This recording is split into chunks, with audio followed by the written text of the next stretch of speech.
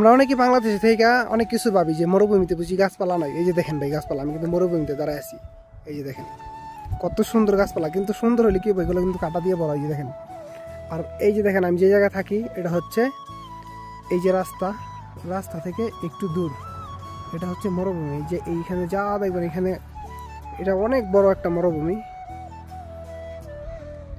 আর এখানে অনেক বৃষ্টি হয়েছিল কিছুদিন আগে, দেখেন এখান দিয়ে পানির ঢল গেছিল, তো প্রচুর পরিমাণ বৃষ্টি হয়েছিল। অনেকে হয়তো জানে না মরুভূমিতে গাছ আছে কিনা, আবার বৃষ্টি হয় কিনা।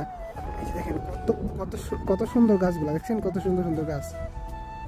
আমরা বাংলাদেশে যারা থাকি আমরা তো ভাবি মরুভূমিতে গাছ টাছ নাই, গাছ টাছ আছে কিন্তু মানে এরকম সবুজ হয় খুব কম। বৃষ্টি আসার কারণে একটু সবুজ হয়েছে, এমনিতে সবুজ না এগুলা, এমনিতে গাছ থাকে, পাতা টাতা থাকে না। এখন বৃষ্টি আসার কারণে গাছগুলা কি সুন্দর হয়েছে।